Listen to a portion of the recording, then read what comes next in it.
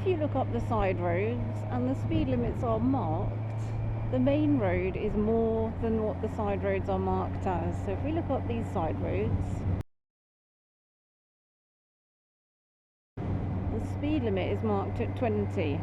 That tells us that the main road is more than 20. It doesn't tell us what the main road is unless you manage to see the other side of that sign on the approach, depending on the angle of the road.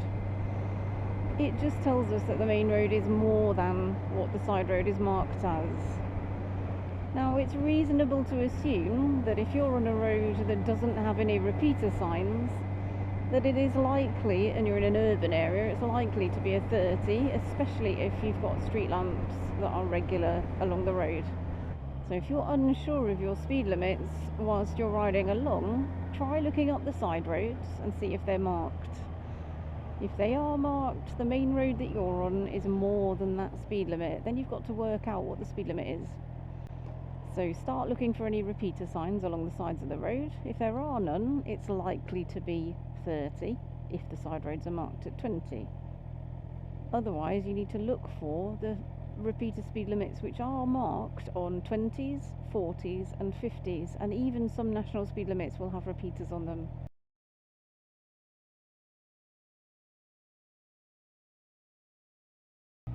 Notice also that speed limits regularly change on junctions. So as I'm turning left here, if you look up, here's your speed limit change. It's dropped now from a 30 down to a 20. There's your repeater coming up on the left. So even if you've missed it on the junction or on the turning, it is there as a repeater.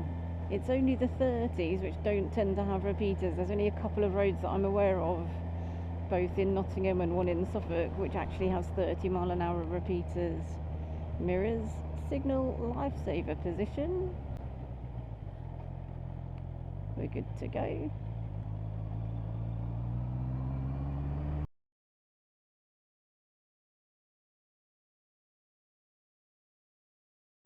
And don't forget, once you've completed a junction, the speed limit hasn't changed if you haven't seen a change of speed limit sign.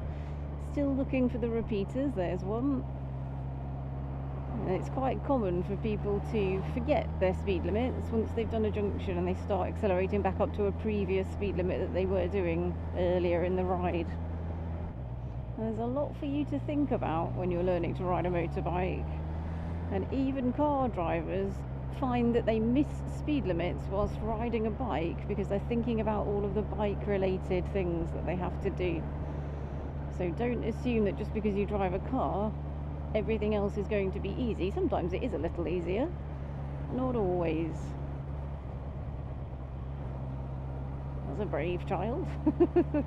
Another good example of where speed limits change on junctions. It will be coming up on the left shortly, where if the instructor or the examiner said to you, take the next road on the left, you need to be checking around the junction on the approach to see if the speed limit is changing, because quite often it will change on the junction and then you won't see a repeater for a little while up the road. So if we look at the road that's coming up on the left here, you can see the 40 signs on the junction. So whether we were turning left or right at that junction, the speed limit changes on the junction itself, and then it takes a little while up the road for the repeater to happen again. And it's the same if I was turning off that main road into this one. There are no 20 repeaters in this direction because the speed limit is about to change, although it is written on the floor luckily, which is very useful. Once again, we're approaching a junction. Notice the change of speed limit just before the junction, whereas you'll be thinking about watching the traffic lights, potentially slowing down, thinking about your position, your braking, all of those things. Maybe you're concerned about crossing the tram lines and you may miss that speed limit. Is it a problem if I miss a speed limit on my test? Yes, if you're inconveniencing another road user, or if you do it for too long and the examiner now knows that you don't know what the speed limit is.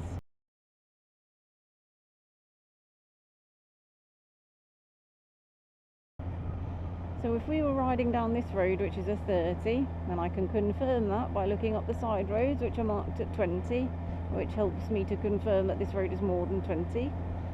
So if we're riding down this road and we were going 20 miles an hour, for example, because we hadn't noticed the change of speed limit, if you do it for a prolonged period of time, then you'll fail your test.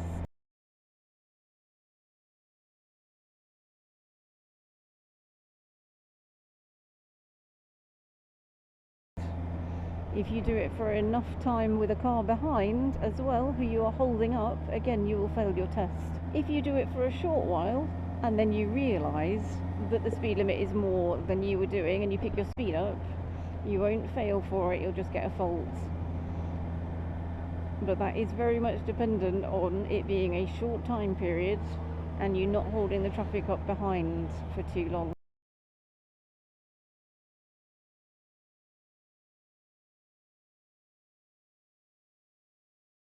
Mirrors, signal. I'm not going to lifesaver in position too much because I don't want to get onto the tram lines. And as soon as the turn is complete, I'm checking my mirrors, cancelling my signal, and we would be getting up to the speed limit if it was safe to do so, but we're limited by the cars in front at the moment. So we're not going to chase those cars, we're just going to allow them to get themselves up to what is a sensible speed. Now I'm up to the speed limit, 32. We add 2 on our rides so that we're not being tailgated, allowing for speedo error. And checking my mirrors every 7 to 10 seconds. I probably check mine a little bit more regularly than that, to be fair. Mirrors, signal. A little bit of brakes whilst I prepare to do the lifesaver to turn across the bus lane.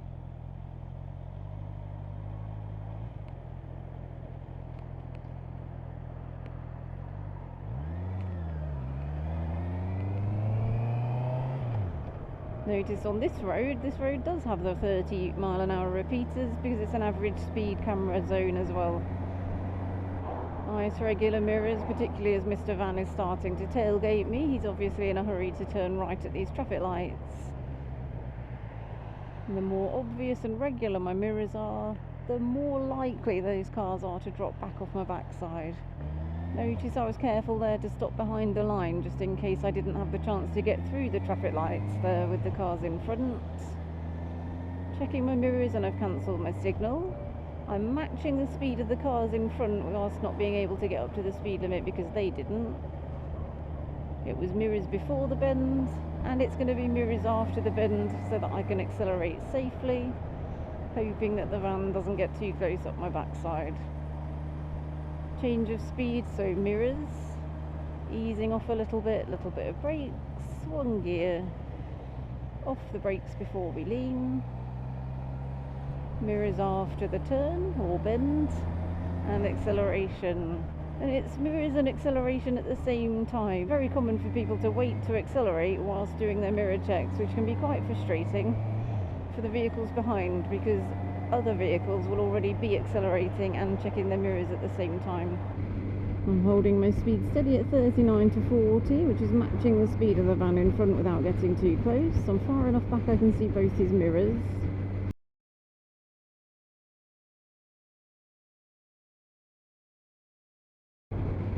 Notice we're coming into a built-up area now, lots more houses, so the speed limit is likely to change. So start looking for your changes of speed limit when you notice that you are coming into built-up areas. This is particularly relevant when you're riding in the countryside.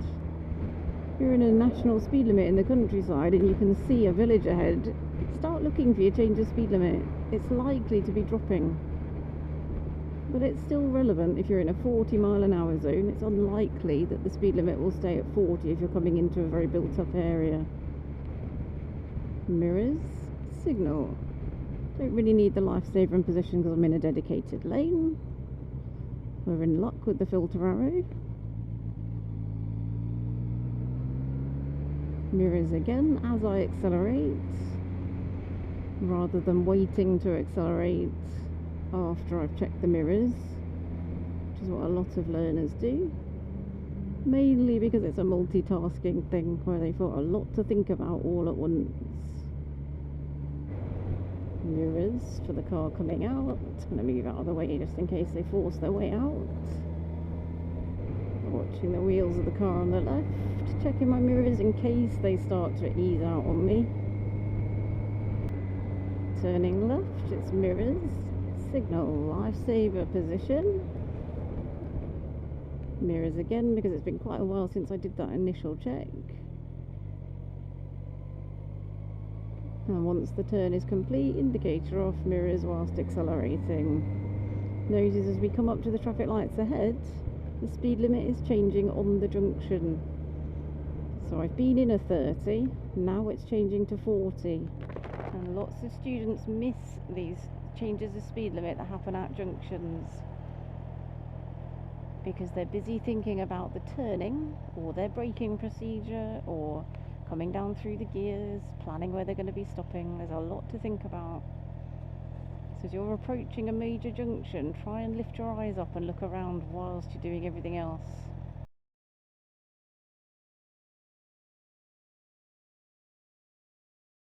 And where it's safe to do so, we'll be aiming to get up to that speed limit in order to create a nice safety bubble behind us so we don't end up being tailgated.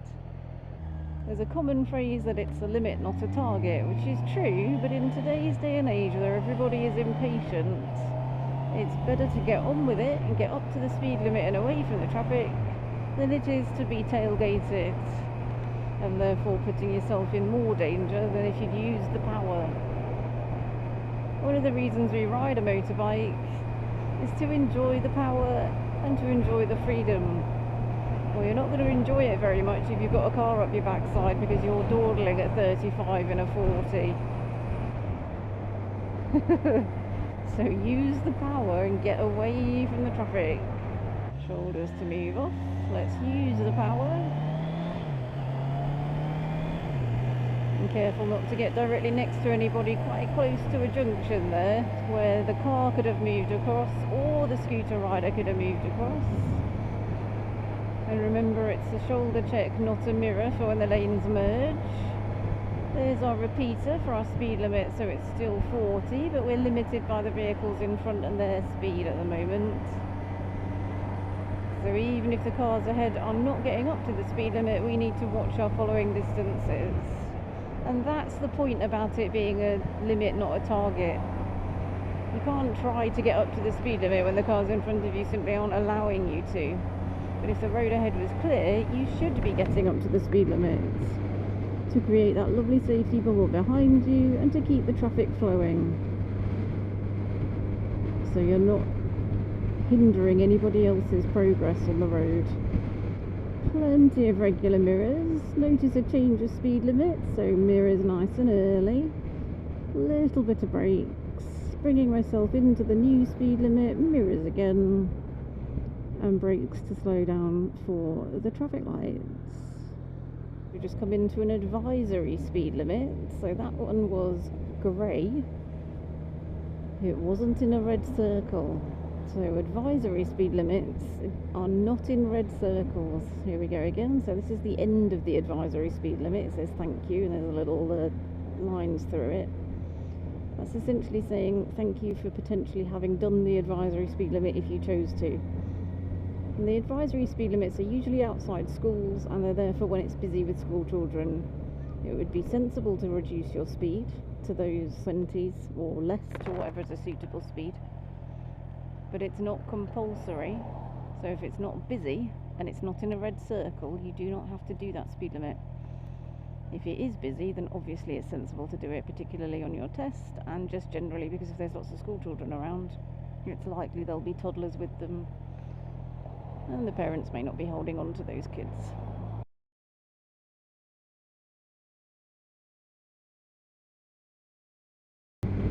And even if it was wet, I would still be riding at the speed limit. It's how we choose to get up there and how we choose to slow down from it that changes when it's wet. So if you've not done so already, watch my upload on riding in the rain. There's 3 of them. One's a demonstration ride and 2 where I'm training students in wet weather. And when it's wet, we plan our acceleration process and our braking process to happen very, very smoothly and very, very gently. That doesn't prevent us from getting up to the actual speed limit, so we don't ride a lot slower in the rain.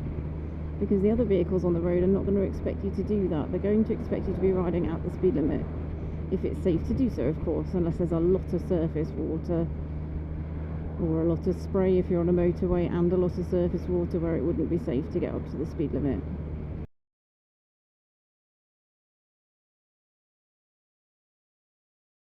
And once again, there's a lot of road signs up here, and in amongst these signs is a national speed limit sign that's hiding. So we've got to try and spot the changes of speed limit and then work out whether it's safe to get up to that speed limit or not. So this road looks like it might be safe to do the national, but there's also a tight bends warning sign. I can't see very far up the road ahead of the black car due to the nature of the bends, which is going to prevent me from bringing my speed up. It's also narrow, so I'm going to bring the speed down with mirrors, tuck in to the left because it's better surface and I'm away from the danger. Shoulder check to move out past the lady, having assessed the fact that there was nothing coming through the fence and the hedge there. And I'm going to be limited by the speed that this car gets up to and any other hazards. At the moment it would be safe to get up to 60, provided we're far enough away from the parked vehicles on the left, but this car's only doing 40, so I don't have the opportunity to accelerate any more than the car in front. But if the road ahead was clear, I would be picking my speed up. And it's good to do that on your test. Small gap, less speed, bringing my speed right down in case I time this with the taxi. There we go. Don't want to go too fast in case the old man opened the door in the white car. So on your test, if it was safe to do so, pick your speed up in the countryside. Obviously bearing in mind other hazards. If it's not safe to get up to speed, well, the examiner's not going to expect you to get up to speed. But it would be nice to demonstrate to the examiner that you know what the speed limit is and that you are able to ride at those speeds and still plan ahead for things like your country bends. Doesn't mean you need to go 60 miles an hour in a 60 unless you're comfortable and confident to do it, but you could do with getting up to somewhere around about 50-ish, so you can prove to the examiner that you know how to ride more than 40 miles an hour in town scenarios, because that's mostly what they'll see you doing unless they take you into the countryside on your test. Mirrors before a bend, bringing our speed down, looking all the way around the bend, mirrors after the bend whilst we accelerate back up to the speed limits.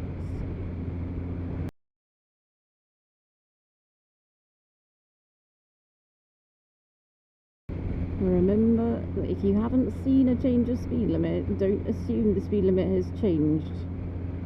You need to be actively looking for the changes of speed limit. This is a road where we get people accelerating up to 60 miles an hour by mistake because they think they've come out of the village, and actually it's still 30 all the way down this road until the speed limit changes.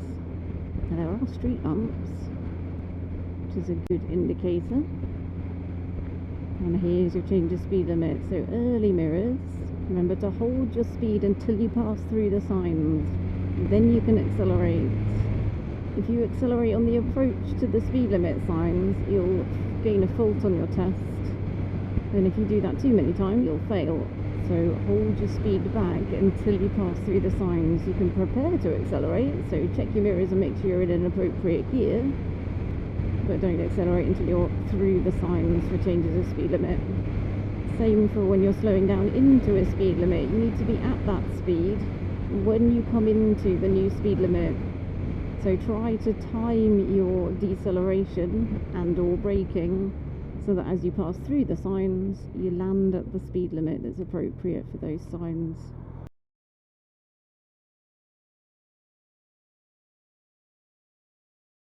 So we regularly get people drop down to 25 or 23 miles an hour when they're coming into a 30. And that can be problematic because if you do that, the cars behind don't expect you to drop that much speed off and they'll start to tailgate you. Try to be clever with your deceleration and time it that you land at the new speed limit as you come through the signs without dropping below it unless you need to for safety reasons.